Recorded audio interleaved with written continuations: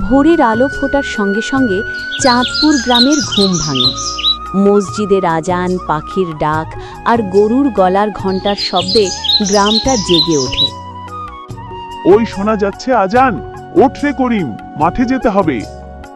এই উঠছি আব্বা, আজ আবার ধান কাটতে হবে তাই না? হ্যাঁ রে, জমি তো আর নিজে নিজে কাটবে না। করিম উঠেই উঠোনে যায়। মা চুলায় ভাত বসিয়েছেন। ভাত খেয়ে যাস, খালি পেটে কাজ করা ভালো না। মাঠের দিকে যেতে যেতে করিম দেখে কাঁচা রাস্তা, দুই পাশে শিউলি আর কদম গাছ। পথে দেখা হয় বন্ধু সুমনের সঙ্গে। ওই করিম, আজ স্কুলে যাবি না? না রে, আজ আব্বার সঙ্গে মাঠে কাজ। তুই যা, স্যার বকা দেবে। ঠিকই বলছিস, তোর জন্য ক্লাসে বসে থাকলেও মন থাকবে না। মাঠে পৌঁছে রহিম চাচা ধান কাটা শুরু করেন। এই জমিটাই আমাদের বাঁচিয়ে রেখেছে রে করিম।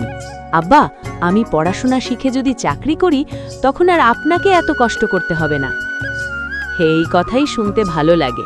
পড়াশোনা কর, কিন্তু গ্রামকে ভুলিস না। দুপুরে রোদ চড়ে, মাঠ থেকে ফিরে সবাই আমগাছের ছায়ায় বসে। এই নাও ভাত আর আলু ভর্তা। গ্রামের ভাতের স্বাদ শহরে পাবে না বোন, সেটাই তো অল্পে তৃপ্তি। দুপুরের পর করিম স্কুলে যায়। ছোট্ট টিনের চালা স্কুল।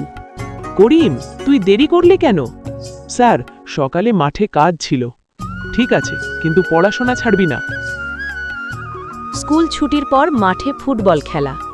করিম, গোল মারবি আজ? করিম, চেষ্টা করব। সবাই হেসে খেলতে থাকে।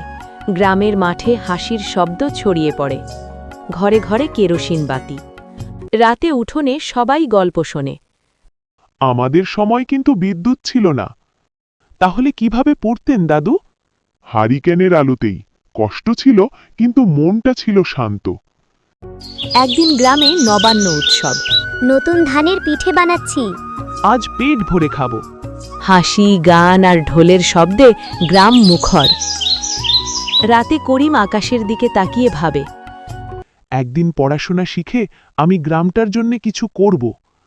স্বপ্ন দেখ, কিন্তু মাটির গন্ধ ভুলিস না। করিম মুচকি হাসে। এইভাবেই গ্রামের জীবন চলে।